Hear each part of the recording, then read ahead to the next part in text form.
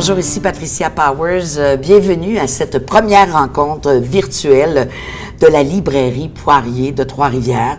Alors, on a décidé, nous, d'aller à votre rencontre et de vous présenter les livres. Et aujourd'hui, écoutez, un sujet fort d'actualité. Nous sommes en novembre et présentement a lieu des représentations, je ne sais pas si je peux le dire comme ça, mais disons des représentations autour de la loi 21, la loi sur la laïcité. Et certains groupes revendiquent et veulent faire entendre leur voix. Alors, pour discuter de ça, à l'intérieur de ce livre qui s'intitule « Les enjeux d'un Québec laïque », la loi 21 en perspective, eh bien, nous permet de poursuivre cette réflexion.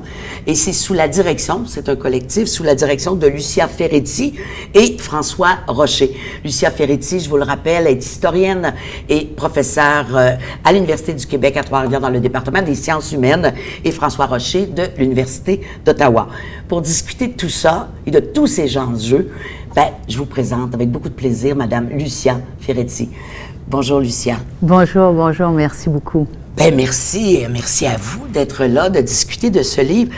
C'est assez impressionnant pour éclairer ce qui se passe actuellement. Il faut remettre en contexte la loi 21 qui a été adoptée en 2019. Malgré ça, il y a encore des représentations. Et vous, avec 12 collègues, vous avez décidé de faire le tour de la question avec ce livre-là. Oui, c'est ça. La loi sur la laïcité de l'État, la loi 21, c'est quand même une loi qui est importante dans le Québec d'aujourd'hui. C'est une loi qui a été adoptée par l'Assemblée nationale et qui actuellement, et pour les prochaines années, va être contestée devant les tribunaux par des gens qui prétendent qu'elle n'est pas vraiment démocratique et elle brime la liberté de religion.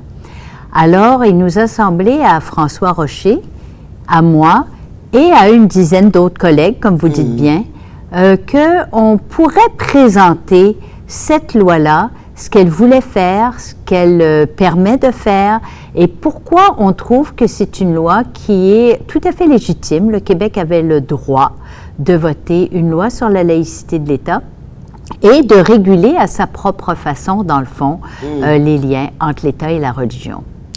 Qu'est-ce qu'on peut en faire et quel est l'objectif de ce livre, outre que de nous instruire davantage sur la loi? Bien, on peut dire que tous les membres du collectif ont deux objectifs avec ce livre-là.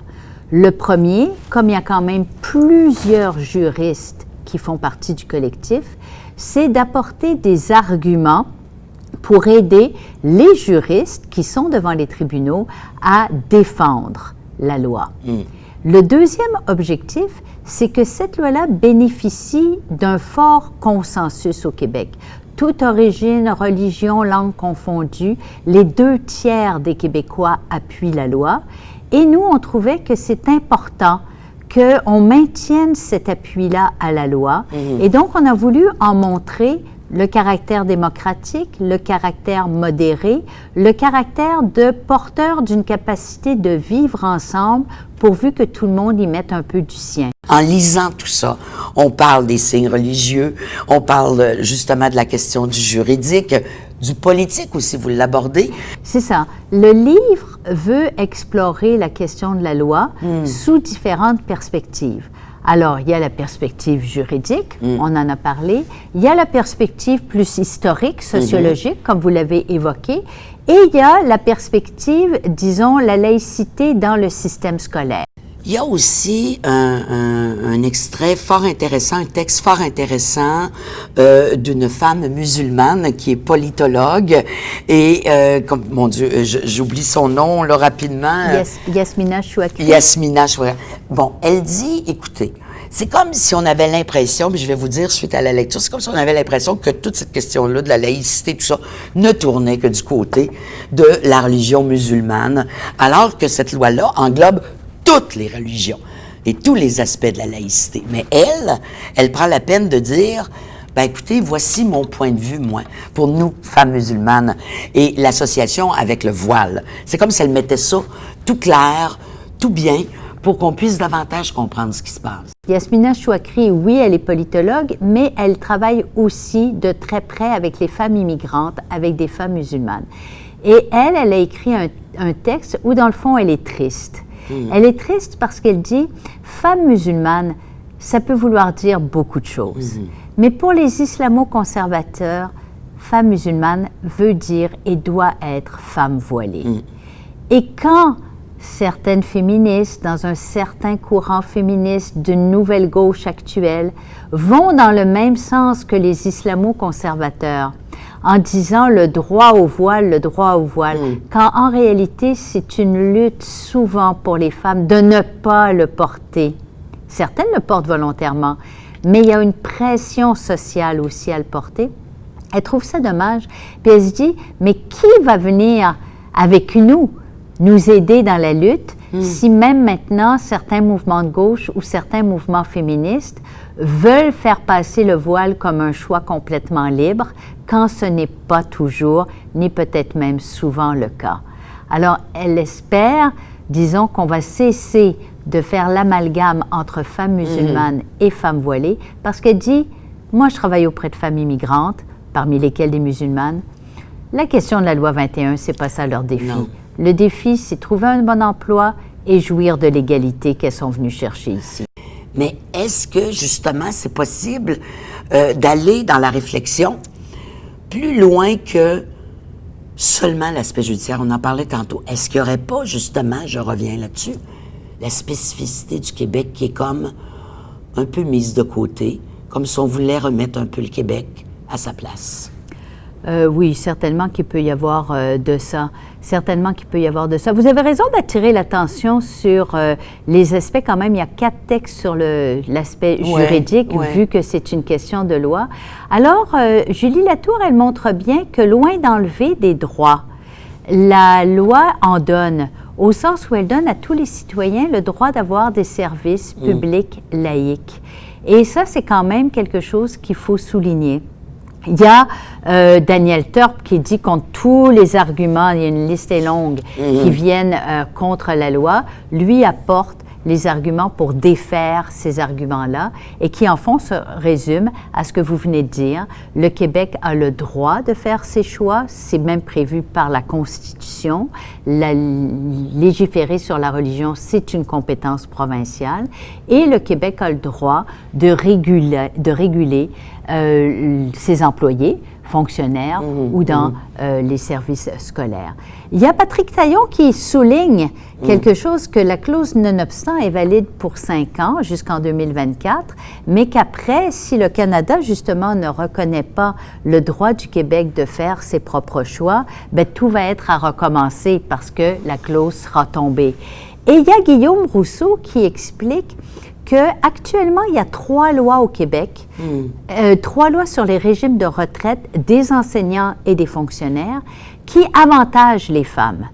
Et si un des arguments avancés par les adversaires de la loi, qui est que la loi 21 va contre l'égalité des hommes et des femmes, si cet argument-là était retenu, on pense qu'il ne peut pas être retenu parce que c'est inexact, mais alors on pourrait contester les 3 lois sur la retraite qui, dans certaines conditions précises, avantage les femmes. Vous parlez du juridique, il y a d'autres aspects, on le mentionnait, il y a 4 grandes parties à l'intérieur du livre, l'aspect sociologique, philosophique. Parlons maintenant des signes religieux et l'école. Normand Baillargeon, il dit « Je ne comprends pas pourquoi en ce moment une certaine partie de la gauche s'élève contre la laïcité, étant donné que c'est une idée de gauche et c'est même une idée qui est née pour justement l'école, pour permettre une école, disons, où il n'y a pas de religion. On sait que l'école en France, c'est très séparé. Et sur la question des signes religieux, il y a Paul Sabourin et Charles-Étienne Gilles. Leurs arguments exprimés différemment, mais se rejoignent. Et dans le fond, ce qu'ils disent, c'est oui, l'enseignant, l'enseignante, le directeur d'école, les personnes en autorité à l'école ont droit, évidemment, à leur liberté de religion, liberté de conscience. Personne ne remet ça en question et c'est pas d'enlever les signes religieux pendant les heures de classe qui change grand-chose. Mais ça, c'est si on se place du point de vue de l'adulte.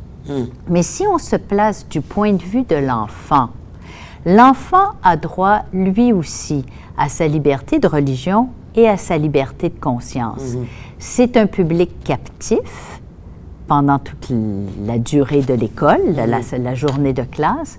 C'est un public plus vulnérable parce que ce n'est pas lui qui a l'autorité dans la classe.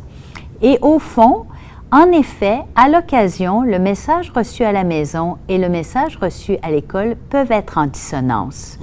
Donc, puisqu'un signe religieux n'est pas absolument nécessaire pour enseigner le français, l'histoire, les mathématiques ou que sais-je, peut-être que, par respect pour la liberté de conscience et de religion des enfants, par respect peut-être pour des familles qui ont pu dans le passé, dans leur pays ou ici au Québec aussi, souffrir du poids de la religion, peut-être qu'on pourrait essayer d'éviter d'imposer une dissonance aux enfants et que dans le fond, toutes les valeurs familiales sont bonnes, c'est ça la démocratie et tout ça, et à l'école, un certain espace de neutralité évite les dissonances et l'inconfort des jeunes éventuellement.